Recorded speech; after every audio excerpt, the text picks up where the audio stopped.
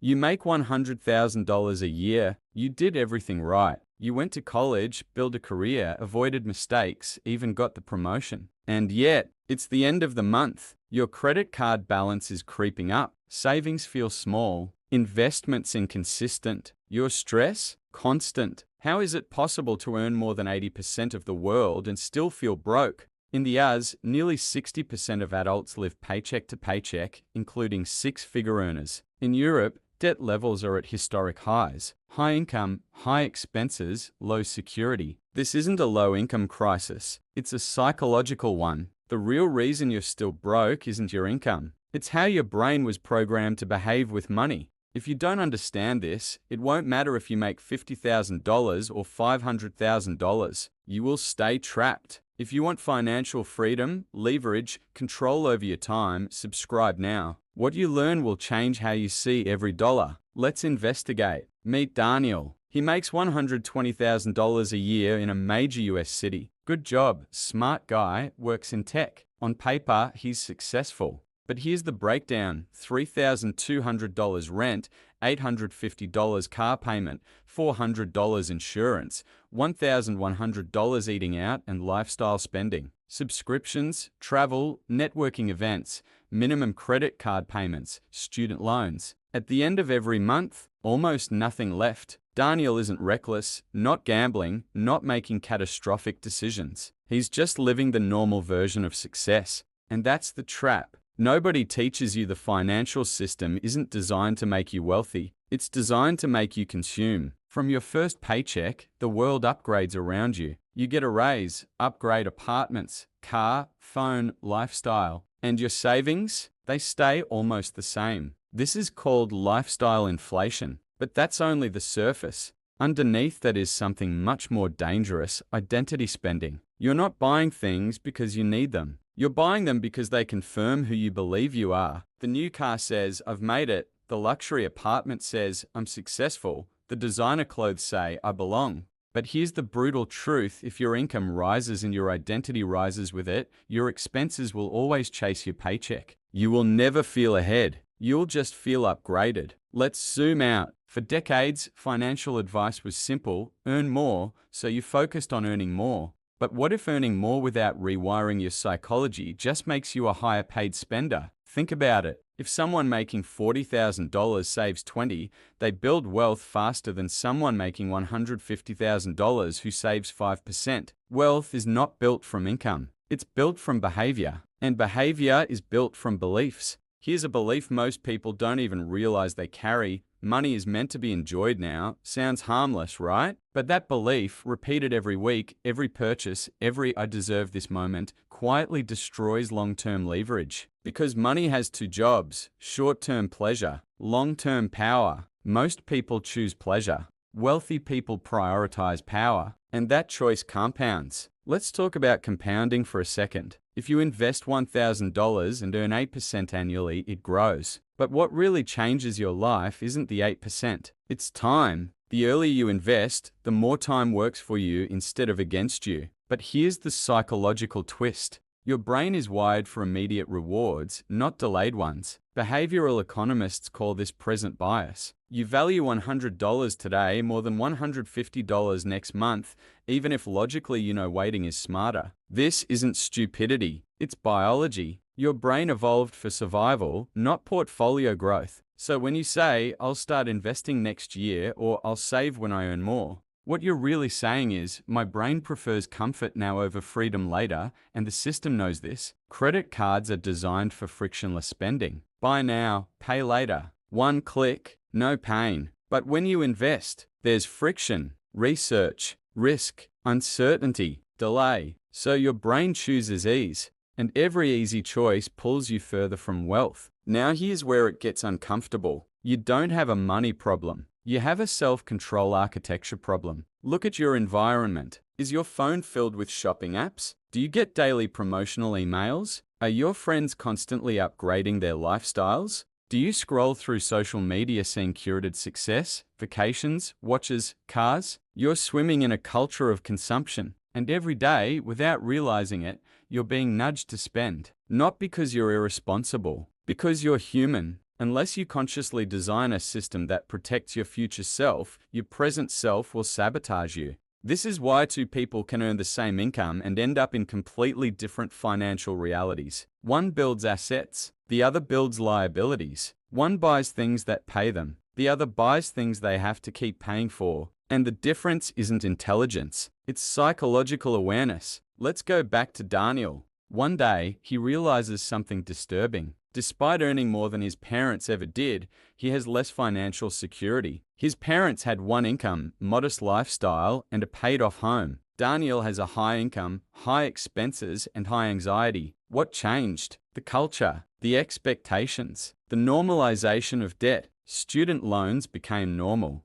Car payments became standard. Credit card balances became manageable, but normal doesn't mean healthy. And here's the shocking part. Most people don't feel broke because they lack money. They feel broke because they lack margin. Margin is the space between what you earn and what you spend. Margin is freedom. Margin is options. Margin is the ability to say no. When you have no margin, you're trapped, even at $150,000 a year. Now ask yourself something honest. If you lost your job tomorrow, how many months could you survive without panic? 3, 1, 0. That number reveals the truth about your financial psychology, because wealth isn't about showing success. It's about surviving without fear, and most high earners are closer to financial stress than they'd ever admit. So if income isn't the real enemy, if spending isn't just about math, if debt isn't just about discipline, then what is really keeping people stuck? There's a deeper layer, a programming layer, a belief installed early in life that silently dictates how much money you think you deserve,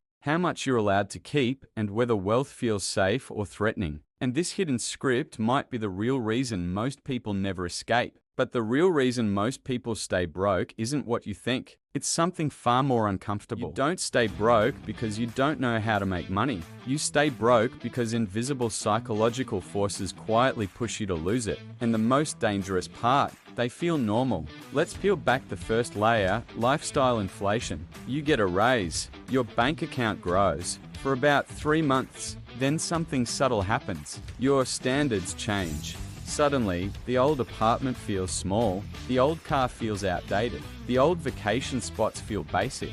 You tell yourself, I worked hard, I deserve this, and you do deserve comfort. But here's what no one tells you, every lifestyle upgrade becomes a permanent monthly obligation, a higher baseline, a new normal.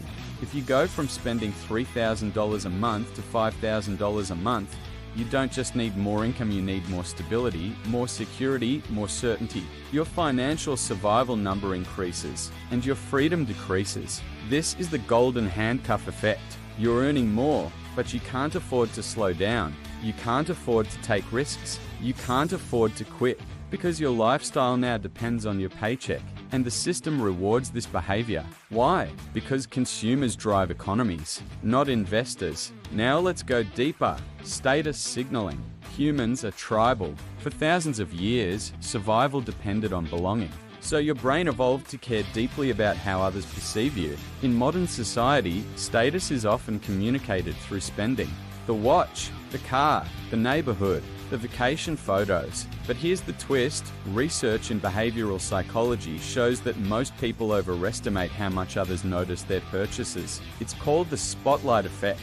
You think everyone notices your new car. In reality, they're too busy worrying about their own image. Yet billions are spent each year trying to impress people who aren't paying attention. And this creates a financial treadmill. You upgrade to signal progress. Your peers upgrade too. The standard shifts again. You spend more to keep up, and the cycle repeats. Now add social media. You're no longer comparing yourself to your neighbors. You're comparing yourself to curated highlight reels from entrepreneurs in Miami, tech founders in San Francisco, digital nomads in Bali. Comparison used to be local. Now it's global. And your brain doesn't know the difference between reality and a filtered image. This creates chronic dissatisfaction, and dissatisfaction fuels consumption because buying feels like progress, even when it's not. Next layer, instant gratification bias. Your brain loves dopamine. Every purchase gives you a small hit, anticipation, checkout, delivery, unboxing. It feels like forward motion, but investing feels boring, slow, invisible. You don't feel compound interest, you feel Amazon Prime. This is why high earners still struggle to build wealth. They are productive in earning but impulsive in spending. The gap between income and assets stays small. Now, here's a powerful shift you can apply immediately. Separate income identity from consumption identity. Just because you earn more doesn't mean you must spend more. In fact, one of the strongest predictors of wealth is the ability to maintain a modest lifestyle while income grows. In Europe and the US, many self-made millionaires drive reliable cars for years, live below their means, and avoid flashy upgrades. Not because they can't afford more, but because they understand leverage. Every dollar not spent is a worker. Every invested dollar becomes an employee. And employees work 24/7. Your job works 40 hours a week. Which one sounds more powerful? Now let's talk about scarcity programming. If you grew up hearing phrases like, money doesn't grow on trees, we can't afford that, rich people are greedy, be grateful for what you have, those statements shape your subconscious relationship with wealth. If deep down you associate money with stress, conflict, or guilt, you may unconsciously sabotage financial growth. You might earn more but find ways to spend it. You might invest but panic and sell during downturns. You might start a side business but hesitate to scale because wealth feels unfamiliar and the brain prefers familiar pain over unfamiliar possibility. Now layer in fear of investing. Many people say, I don't invest because it's risky. But here's the hidden truth, not investing is also risky. Inflation silently erodes cash. Over decades, holding money without growth reduces purchasing power dramatically. Yet market volatility triggers emotional reactions. Loss aversion, another behavioral bias, makes losses feel about twice as painful as gains feel good. So when markets dip 10, people panic. They sell, they lock in losses, and they confirm their fear that investing is dangerous. But zoom out. Historically, over long time horizons, diversified markets have trended upward. The wealthy understand volatility is the price of admission for growth. The middle class sees volatility as a warning sign to exit. That psychological difference compounds. Now let's expose comfort addiction. Comfort is seductive. Stable job, predictable paycheck, familiar routines, but comfort can quietly cap your upside. If your entire financial plan depends on a salary and no asset growth, you are one disruption away from instability. Automation, layoffs, economic shifts. In Western economies, industries evolve fast. Yet many people avoid building skills, investing, or creating additional income streams because it's uncomfortable. Growth requires uncertainty, and the brain resists uncertainty, so it chooses safe stagnation. But here's the paradox. What feels safe today can be risky tomorrow, and what feels uncomfortable today can create long-term security. Now let's turn this into action. First shift, pay your future self first. Before rent, before subscriptions, before discretionary spending. Automate a percentage into investments or long-term savings. Remove the decision. If you never see the money, you don't miss it. Second shift, freeze your lifestyle at its current level for 1 year, even if your income rises. Redirect every raise into assets. This single strategy can accelerate wealth dramatically over a decade. Third shift, track net worth, not income. Income is applause. Net worth is progress. One feeds your ego, the other feeds your freedom. Fourth shift, redefine status. Instead of asking, what do I drive? Ask, how many months could I live without working? That's real status. Liquidity is power. Optionality is status. Ownership is influence. And here's where tension builds. Because even after fixing lifestyle inflation, even after controlling spending, even after investing consistently, most people still don't break into true financial independence. Why? Because there's one final pattern that separates the wealthy from everyone else, and almost nobody talks about. There's a pattern hiding in plain sight. It's not about stock picks. It's not about crypto timing. It's not about side hustles or secret tax loopholes. It's about identity. The real divide between people who stay broke and people who build wealth is this: consumers think about income, investors think about ownership, and that shift changes everything. Let's make this uncomfortable. When you get paid, what's your first thought? What can I buy? Or what can I own? Because those two questions create two completely different futures. The consumer mindset says, I worked hard, I deserve a reward. The investor mindset says, this money is a seed. Where should I plant it? And seeds look small in your hand, but they look massive 10 years later. Here's a hard truth. Most people want the lifestyle of the wealthy. Very few are willing to adopt the behavior of the wealthy. They want the house. They want the flexibility. They want the early retirement, but they don't want the years of disciplined allocation, the delayed gratification, the boredom of consistency. Because wealth in the beginning is invisible. No one applauds your automated investments. No one compliments your low expenses. No one sees your growing index fund. But they see your car, they see your clothes, they see your vacations. So you're socially rewarded for consumption and silently rewarded for investing. Most people choose visible rewards. The wealthy choose invisible ones. Now let's break down the core behavioral difference. Long-term thinking versus emotional spending. Imagine two people. Both earn $80,000 per year. Person A increases spending every time income rises. They upgrade apartments. They finance cars. They justify purchases with, I can afford the monthly payment. Person B increases investing every time income rises. They maintain lifestyle stability. They buy assets before luxuries. They ask, will this decision make me richer or busier? 10 years later, their incomes might look similar, but their net worths completely different. Because wealth isn't about how much you earn in a year. It's about how many years your money can earn without you. That's the shift. Delayed gratification psychology. In the famous Stanford marshmallow experiment, children who delayed gratification tended to have better life outcomes later. But here's what's powerful. Delayed gratification isn't just willpower. It's environment design. If temptation is constantly in front of you, discipline becomes exhausting. So the wealthy design friction for spending and ease for investing. Automatic transfers. Investment accounts separate from spending accounts. Limited exposure to lifestyle pressure. They don't rely on motivation. They rely on systems. And systems beat motivation every time. Now let's go even deeper. There's an identity transformation that must happen. From consumer to capital allocator. When you walk into a store, ask, if I invest this $2,000 instead of spending it, what could it become in 10 years? At an average annual return of 7%, $2,000 becomes nearly $4,000 in a decade. Left for 20 years, it doubles again. That single purchase isn't just $2,000, it's future opportunity. Wealthy individuals see opportunity cost everywhere. Most people see price. This is why wealth is behavioral before it is financial. You don't need a six-figure income to start acting like an investor. You need a six-figure mindset before the income arrives. Because if you can't manage $50,000 wisely, $200,000 won't save you. It will just magnify your habits. Money amplifies who you already are. Disciplined behavior gets amplified into assets. Impulsive behavior gets amplified into liabilities. Now here's the uncomfortable realization. If you're still broke, it's not because the system is impossible. It's not because success is reserved for someone else. It's not because you lack intelligence. It's because your daily money behavior hasn't aligned with long-term ownership. And that's powerful, because behavior can change. Starting today,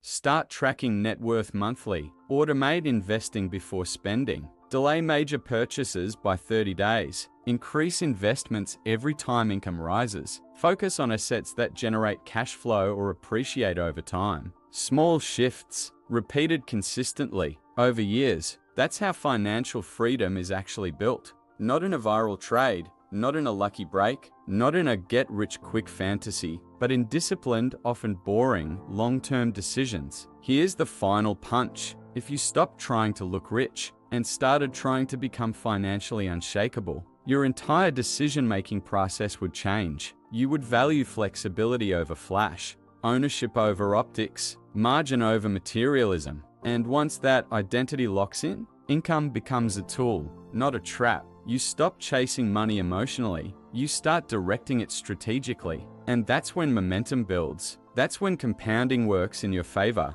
That's when anxiety drops. That's when options increase. Because real wealth is quiet. It's the ability to walk away, to invest without panic, to survive downturns, to say no. If this shifted your perspective even slightly, you're already ahead of most people scrolling past this video. But this is just the beginning. In the next video, we're going to break down exactly how to design a personal wealth system step by step, income allocation, investment structure, risk management, and the psychology behind scaling without self-sabotage. If you're serious about financial freedom, not just talking about it, but actually building it, hit subscribe right now. Like this video so more people escape the paycheck trap. And comment below with one behavior you're changing starting today. Because the difference between staying broke and building wealth isn't luck, it's identity. And once you change that, everything changes.